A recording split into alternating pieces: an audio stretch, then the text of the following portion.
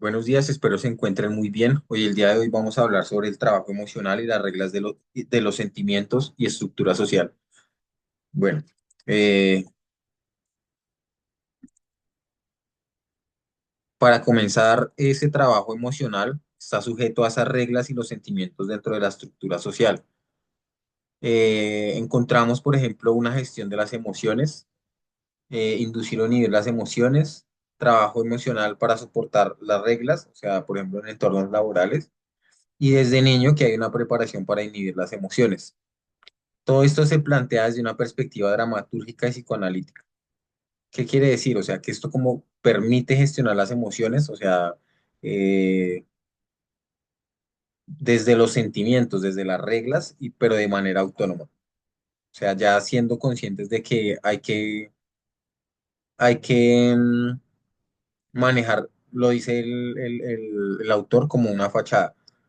Bueno, Erving Goffman, por ejemplo, dice que hay dos tipos de enfoque para ese ordenamiento social. Entonces, en la primera encuentra y estudia o básicamente emociones primarias que se expresan pasivamente. Y en la segunda, actos secundarios. O sea, estudian los actos secundarios que no son ese flujo continuo reflexivo de la experiencia emotiva primaria. O sea, no es ese primer enfoque que mencionamos que habla, o sea, estudia esas emociones primarias. Bueno, él dice que se entra en un estado predominante donde se implica esa contradicción de uno mismo, del yo, con ese estado predominante. O sea, hay una contradicción porque de pronto yo tengo una posición en contra en un ámbito laboral, pero el hecho de inhibir las emociones por razones o por condiciones, ya sea sociales, externas o internas también de una empresa, bueno, eso también depende, ¿cierto? ¿Cómo se suprimen los afectos inadecuados? Entonces, ¿qué es inadecuado, por ejemplo, en un ámbito laboral? Pues en la falta de respeto, em, una pelea, ese tipo de cosas. Entonces, se suprimen esos afectos inadecuados, o sea, hay que controlar esas emociones para justamente que haya un crecimiento del capital y pues también haya un manejo emocional del entorno. Hablamos de un enfoque desde unos factores sociales que afectan a la gente y lo que siente, ¿sí? O sea, esos factores sociales o ya sean también laborales o sociales, no estamos determinando los entornos específicos laborales, pero estamos generalizando. O sea, de ese enfoque afecta a lo que la gente siente y el otro enfoque que afecta a lo que la gente piensa y pues, lo que siente también. Lo plantea el autor como dos teorías, la organizacional y teoría interactiva, que hablan de esos actos de evaluación y capacidad para gestionar nuestras emociones.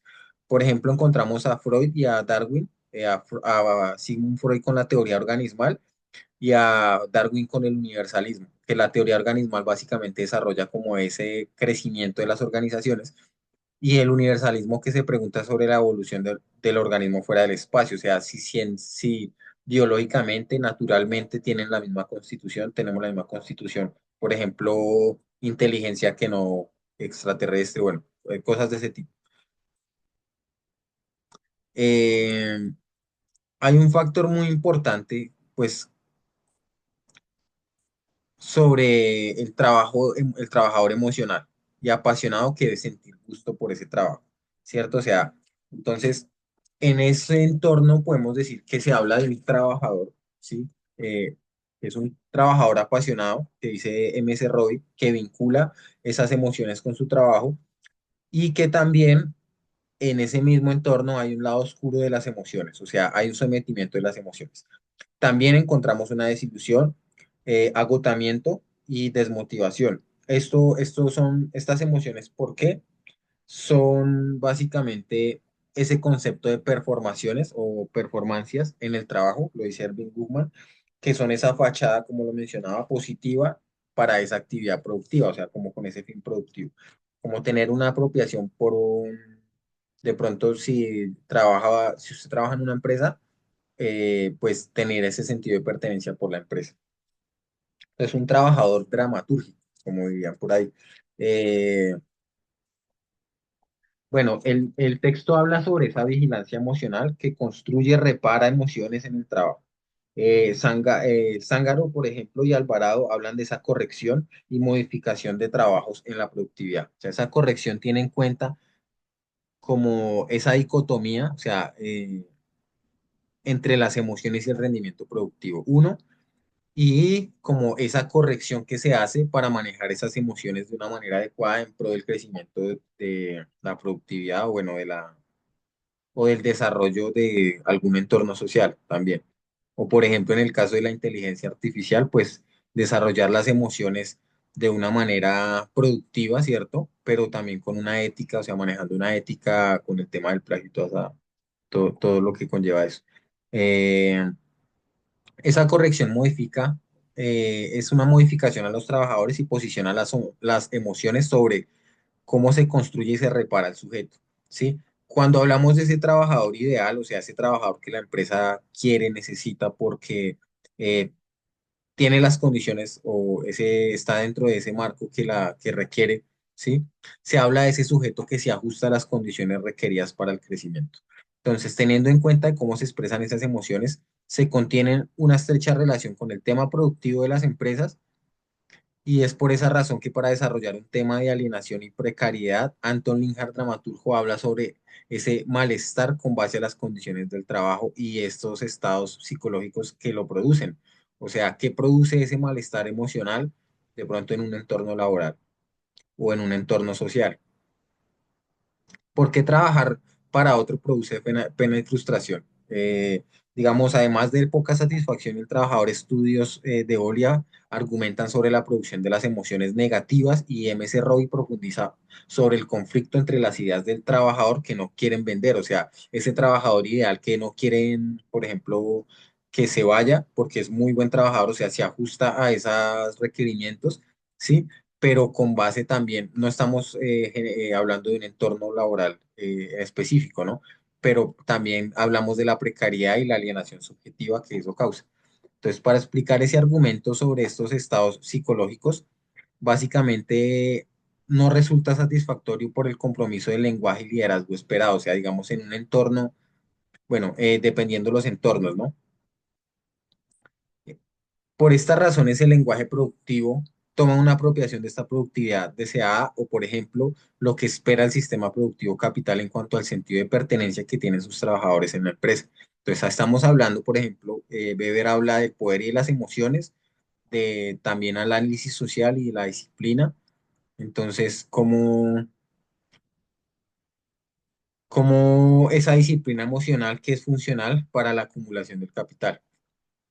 Bueno, cambiando un poquito de tema, la rúbrica también plantea un tema sobre la inteligencia artificial que es muy interesante. Es como cómo manejamos, utilizamos nosotros la inteligencia artificial y pone como ejemplo dos sujetos, sujeto A y sujeto B. El sujeto A de pronto utiliza la inteligencia artificial para hacer algo más constructivo, o sea, no un plagio, sino de pronto para buscar un tema sobre vigilancia emocional. Entonces, ¿cuáles son los autores? Entonces, no me parece que se esté mal utilizando en ese sentido. Pero si yo construyo todo mi argumento, sí, por medio de la inteligencia artificial, pues no voy a tener conciencia crítica, no voy a poder tampoco desarrollar mi punto de vista sobre un problema o sobre una posible solución a un problema. Bueno, en el caso de la inteligencia artificial, tenemos la educación por medio del chat GPT, donde se especifican elementos importantes sobre lo beneficioso que puede ser para un alumno o docente utilizar esa herramienta. Entonces resulta un arma de doble filo, porque finalmente no hay un aprendizaje completo, las personas se malacostumbran a trabajar con ese tipo de herramientas y me parece muy importante porque finalmente no hay una manera de identificar si las personas están haciendo plagio o no. Entonces todo el mundo está haciendo un trabajo ideal, pero realmente ese trabajo ideal lo está haciendo la inteligencia artificial. Entonces eso me parece muy dual. Y eso también se ve mucho en el tema de edades. De pronto hay personas más jóvenes que utilizan la inteligencia artificial y no tienen un inconveniente, o sea, no tienen como esa culpa moral por eso. Entonces, de pronto el sistema ha cambiado, el sistema también educativo, aunque en los colegios también se les pide a los chicos que no utilicen ese tipo de herramientas, finalmente como que lo que ellos piensan es algo totalmente contrario. Bueno, los elementos positivos es una herramienta práctica instructiva que cuenta con una coherencia clara dentro de su lenguaje, además de comprender 95 idiomas. Asigna y genera respuestas a partir de la inteligencia artificial y ocasionalmente tiene equivocaciones, o sea, tiene muy pocas equivocaciones, pero las tiene. Entonces, cuatro aspectos claves es una dificultad de detectar plagio, la experiencia con la IA, o sea, personal, emocionalmente, yo qué experiencia puedo tener con la inteligencia artificial. Nula, porque finalmente es como bueno, puede ser algo positivo desde el sujeto A y desde el sujeto B no puede ser tan positivo porque no va a tener ese aprendizaje esperado. ¿Cómo usarlo como profesor? Por ejemplo, puede ser también productivo si tengo muchos alumnos, pero puede ser algo negativo porque de pronto hay un trabajo muy interesante que yo puedo estar, me puede estar, no sé, alimentando emocionalmente y no lo leo, no lo veo, entonces no tiene mucho sentido tampoco. Seis funciones distintas son responder preguntas, explicar, resumir, y me parece muy importante, bueno, escribir códigos en Python, todo eso, pero dar feedback, como que tiene memoria. Trata de tener una memoria, o sea, mostrarle al público que tiene memoria, o sea, emocionalmente le da a entender a la persona que recuerda lo que usted le está preguntando, pero pues simplemente son algoritmos que lo llevan a usted a páginas similares y eso, o a contenido similar.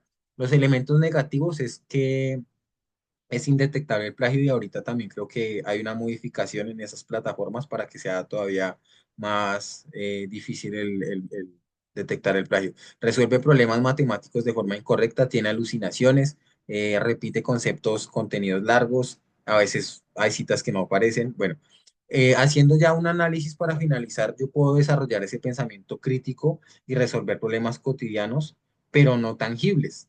O sea, si yo, por ejemplo, todos los días tengo que buscar conceptos y ese tipo de cosas, pues de pronto me puede servir. Pero si la mayoría de la población, que casi siempre está en entornos laborales totalmente eh, donde requiere, por ejemplo, esfuerzo físico y otro tipo de cosas, ¿sí? Entonces no voy a estar muy vinculado a esto. Me parece que en el caso de la cibercultura y todo eso, hay una falta de ética, o sea, como de ética porque también la gente, las personas adaptan como un carácter del que no es muy importante si hacen plagio o no. Y son cosas que han pasado en grupos laborales, entonces me parece interesante porque la posición, pues ver las diferentes posiciones, ¿no? A veces hay muchas posiciones que apoyan ese tipo de conductas. Entonces, la biología sigue siendo fundamental para comprender la conexión que tenemos con la naturaleza. Entonces, las interacciones cara a cara y las emociones son fundamentales. Ese trabajo emocional y las reglas de los sentimientos en la estructura social no solamente se llevan a ámbitos laborales, sino también a estructuras sociales, o sea, a esferas sociales. Y bueno, para finalizar también, la evolución del ser humano es inevitable y subyacente. O sea, así de pronto muchos pensamos que o estemos en contraposición, por ejemplo, de los cursos eh, que califican por medio de inteligencia artificial y ese tipo de cosas, pues creo que las dinámicas que se están manejando ahora globalmente son diferentes. Entonces, sin embargo, pues ya queda como a conciencia de cada uno y lo dicen estos autores, como que hay una conciencia de una vigilancia emocional donde no me están vigilando a mí todo el tiempo, pero emocionalmente yo ya tengo implantada esa vigilancia emocional que dice de pronto que es algo negativo hacer los trabajos pues o plagiarlos con ese tipo de herramientas. No le veo tampoco mucho sentido y en el campo de la sociología, pues casi siempre todo es empírico, a la práctica y como ver el contenido de lo que pasa en los grupos sociales. Entonces, mm, espero les haya agradado el video y que tengan